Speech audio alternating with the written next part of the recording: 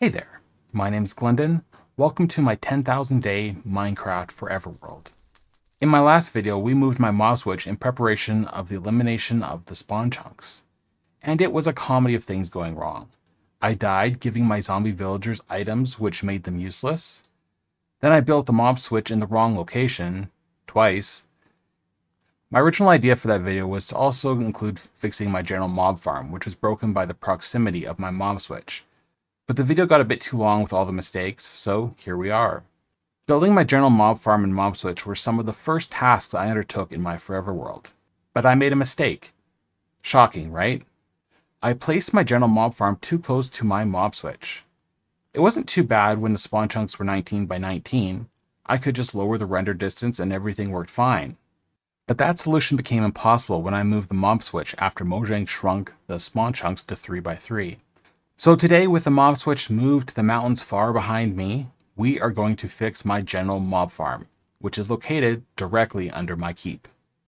Alright, we are in the basement of my keep, and let's head to the general mob farm. And I have this located at the bottom of my world, which is... I haven't really seen anyone else do this. Obviously because it requires a lot of lighting up caves. Now, of course, around my base, I have extensively lit up all my caves, so mob spawning in the caves is not an issue. But we are basically now at the bottom of the world, and I've built these kind of passageways down here to hold a bunch of different farms. And this one right here used to be my general mob farm. I have since transformed it into kind of a plant farm area. And we're going to revert it back to the general mob farm. You can kind of tell that the mob farm was still here. This was decoration. We have 3 caged mobs, including a witch, a creeper, and a skeleton. And through here, we have the general mechanics of the mob farm. In here was the kill chamber. And if we use Cheetah Cam, there you can see the platforms. I've kind of robbed this place of all its redstone, which we're going to have to restore now to make this thing in working order. So besides designing this thing underground, there's another aspect that makes this really unique, and I guess why it is underground, is I have aligned this with a slime junk. So not only is this a general mob farm that gives you all the drops from zombies, skeletons, spiders, witches, it also gives you slime. And I miss it. I want it back. And now that we're not going to have spawn chunks, and my mob switch is now far away that we can have mob spawning in this vicinity, I want this working again. So first step, we're going to take down these farms. I've already designed a new place down here to hold the farms. So let's just clear them out of here. And yes, let's rebuild the general mob farm and the shulker box loading system that was here before.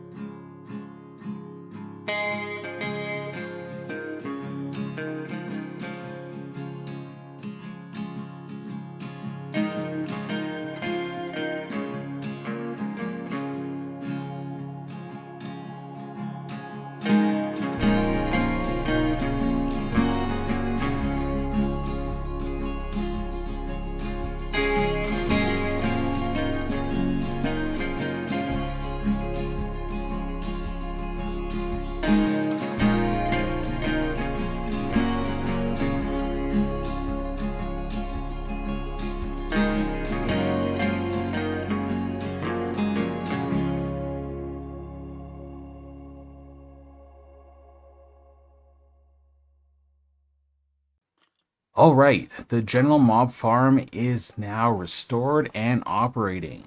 So I have changed the sorting system here from the video montage that you saw.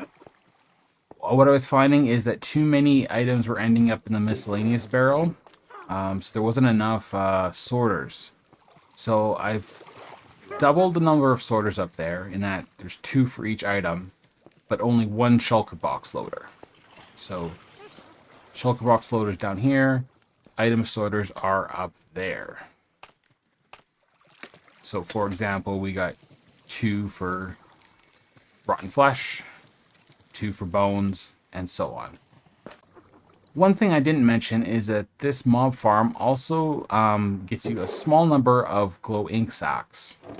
However, you have to be in close proximity to the actual platforms for the glow squids to actually swim. So if I'm at one of my other farms down here while the general mob farm is running, you won't get any glow sacks. But if I'm kind of in this room, you will get a few. I have to say that it's very fun to watch this farm run. Just to watch all the mobs fall down and slowly get pushed into the middle. But the more I watch it, the more I realize there's a few inefficiencies here that I think I could fix. First, it takes a long time for some of the mobs to actually get into the pit. And some of them, I have watched a few despawn. So, what if I replace the floor with magma blocks? I think that could kind of increase the efficiency. And maybe get us a bit more drops. The other thing I'm realizing is that the majority of these mobs are falling more than 22 blocks, which would be a kill death. But they're being saved by this water. What if this water also was fed by dispensers and it rotated on and off? So when this water turns on, this water turns off. So that the majority of the mobs that fall to their death. And then it flips the water back on, and all the items and what mobs are left are then flushed into the middle. I think that could be a lot more efficient and clear up the mob cap a bit quicker so that more mobs could spawn. So I don't think I'm done with this mob farm. I think we're going to make a few improvements. But before I do that, I think I want to make some... I want to measure the mob drops for this farm. I want to see how many of each drop I'm getting. And then I'm going to make the improvements. And then we're going to measure again. And we're going to see how much the improvements helped. 1 hour later. So I have spent the last hour chopping trees while I let the general mob farm run. And here are the results. We have gotten 15 stacks of rotten flesh, 17 stacks of bones, 18 stacks of arrows, 17 stacks of gunpowder, 12 stacks of string, 7 stacks of slime balls, and 44 glow slime, and it looks like 1 chicken jockey, 1 chicken, 1 feather. This has fallen or come through the farm since I turned it off, so it doesn't count. So I think now we're going to make a couple improvements to the farm.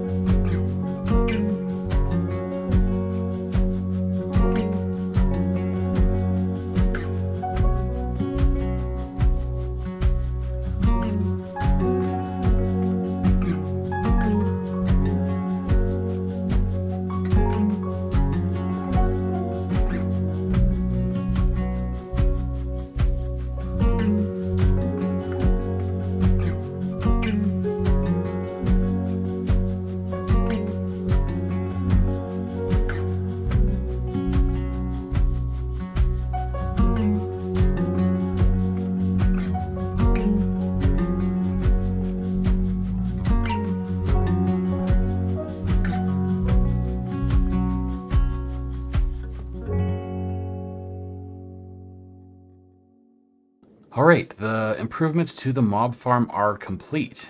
I have put in a magma block floor, and now the water on the bottom flushes. So basically, most mobs that fall will fall to their death, and then whatever mobs and items are left get swept into the middle. It took me much longer than I originally anticipated to get the timing of this right and working properly, but I am happy with the results. I think it is working. A couple of problems with it. First, to get the redstone working here, I actually had to raise the floor up a little bit. There's too many other farms too close here, so I couldn't like run a redstone line around the edge of it. There wasn't enough room. So I had to bring the floor up. That has made this gap here a little bit too short. Sometimes the bigger slimes get caught up in there and can't get through. Sometimes they get through fine, but so just one aspect that slows the farm just slightly. But I don't think it's... I think it's livable. I'm not going to make any adjustments for that. Anyway, second difficulty was these dispensers are actually spawnable. I came in here one time to make just a few things, and I had mobs, skeletons shooting at me, and creepers trying to get close to me. So I actually had to install these copper bulbs here. They're the fully oxidized ones, and so they give off just enough light that keeps these blocks here unspawnable. The next difficulty was spiders. They climb walls. And it wasn't an issue on the old design. Most of them would fall into the water and then be swept into the middle. So I've done a couple of things to help prevent that. The first is adding these trap doors here. And that does catch a lot of them. They'll get hooked up on the trap door. No, you were supposed to demonstrate the trap door, buddy. Yeah, a lot of them will get hooked on the trap door, but as you can see, like this guy here, he made it past. So, second line of defense is this cactus wall here. I would have preferred to have it a little bit lower to the ground, but again, there's so many other farms close in here that there was enough room. Yeah, so basically any spiders that get past there will crawl up here. They have no problem climbing up the cactus, but they will take damage. And because the cactus block is ever so slightly smaller than normal block, they get caught up on that little ledge right there, and basically it'll just... they're stuck there until they die. And sometimes you're lucky and the string will flow back into the water stream below. Sometimes you're unlucky and it either goes into the cactus, or as I've also seen it get caught up on one of these trapdoors here. So, but anyway, it works. Before, I was having people or spiders climb right up to the top, and they would just sit there taking up spots in the mob cap. So that is good. One other benefit I didn't anticipate is that a lot of the zombies will pick up a lot of the items here, and that will also take them out of the mob cap faster. So if they don't die from the fall, they'll likely pick up an item, and they'll still be out of the mob cap, which will make other mobs spawn faster. And I do think, I haven't tested yet, but I do believe this is faster. Before, this was almost always like a mosh pit. There was always mobs in here. And now there's rarely any mobs there. Most of them fall to their death, and the ones that don't are usually mostly dead before they hit the pit. They rarely spend any time in the pit. And I am starting to get a few witch drops, but only if the witch falls to their death. If the witch makes it to the ground alive, they can basically heal themselves faster than the magma blocks or the soul fire can harm them. So, yeah, that's a kind of a rundown of the improvements I made and the pros and cons I'm already seeing. Now it's time to test it. And same as before, I'm going to let it run for an hour in the background while I chop down some trees, and we'll see if the improvements are, in fact, an improvement. Oh, before we start the test, I should show you the redstone that makes the flushing on the floor possible. So at the top of the farm is the timer that controls the flushing of the platforms. So this observer here will trigger a flush or retraction of the water all the way down. And now I've added this observer above here that allows the flushing of the floor. So it works off the same exact clock at the top of the farm. So these observers go through here, through this wall, and they power this piston. And if we wait here long enough, this piston will pull back this wall. There we go.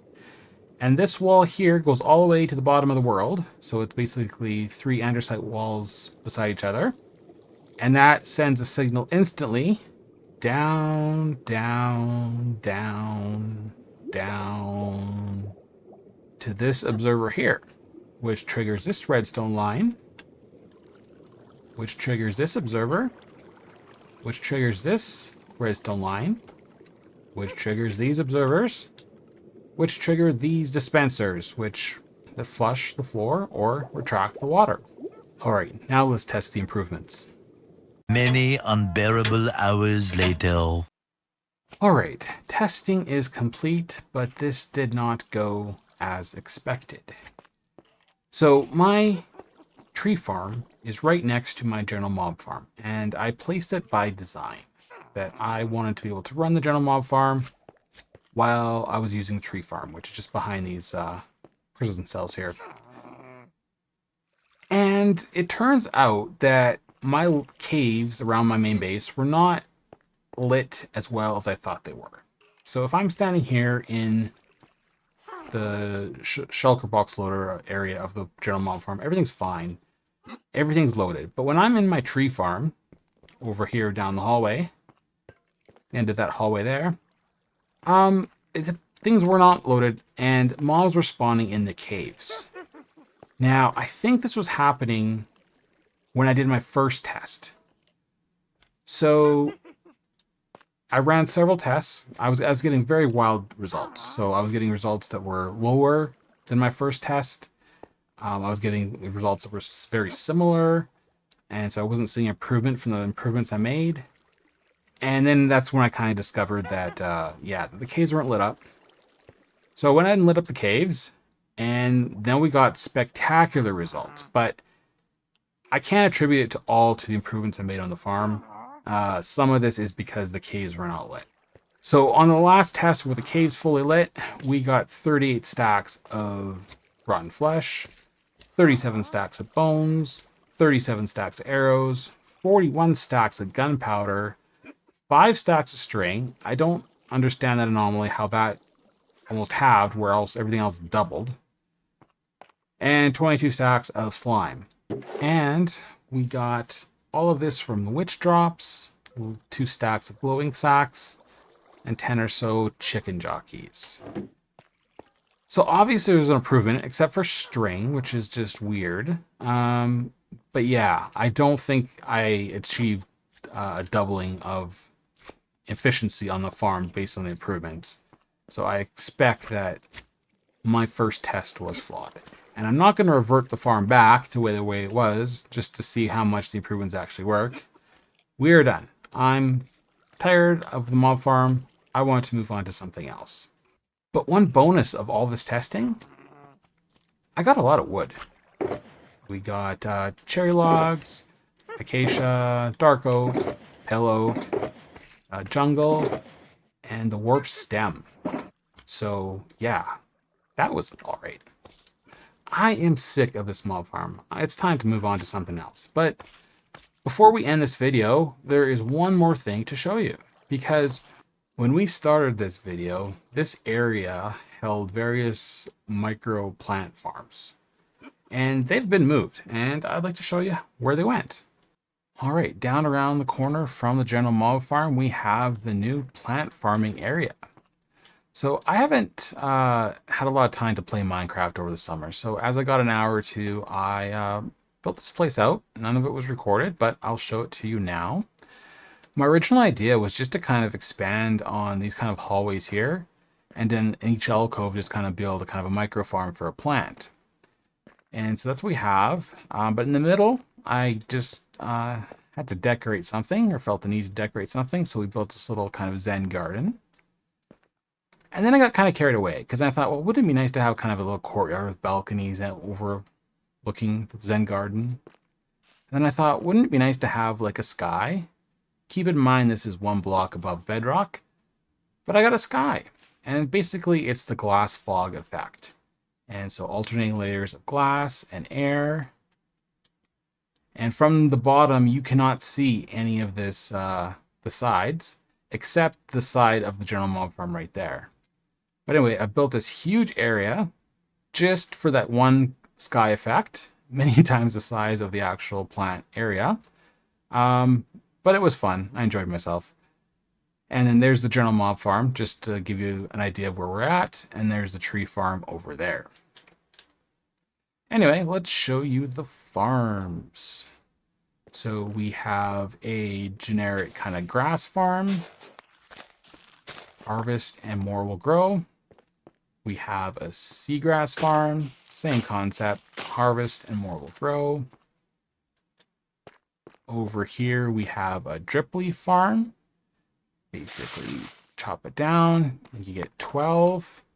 And if you replant it, it grows back up. All right, we have a glowberry farm. Harvest them, get more berries. We have a twisty vine farm, and you have to climb up the vine to use this one. So take off the top, and then basically just hold the clippers down, and more will grow, and you get a lot of twisty vines.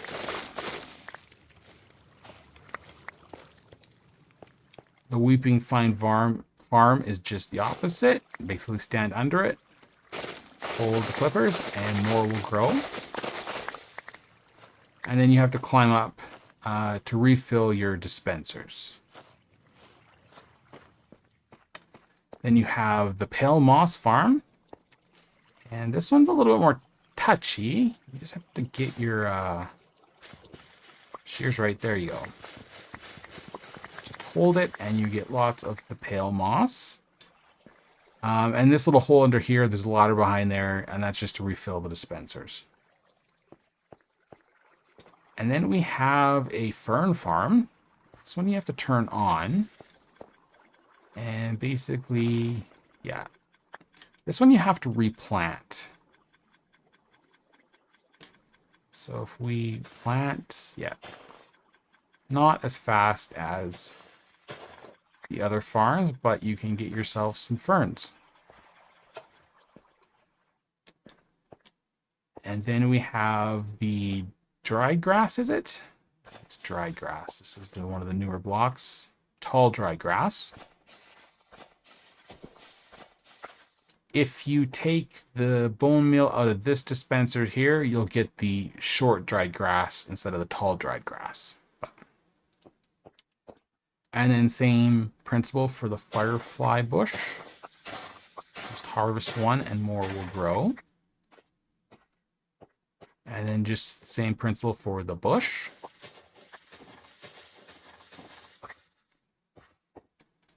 And then we have a propagule farm. And this is another one you have to turn on. And then if you harvest your propagules, more will grow out. This one isn't the fastest. If you hold down your clippers, it doesn't work. But how many propagules do you actually need? And final farm is the hanging root farm. And very simple, just harvest and more will grow. Well, that's it for this video. If anyone has any other ideas to improve my general mob farm, I'd very much like to hear them. But if you found this video at least mildly amusing, please consider giving it a like. Really appreciate it. And until next time, we'll see ya.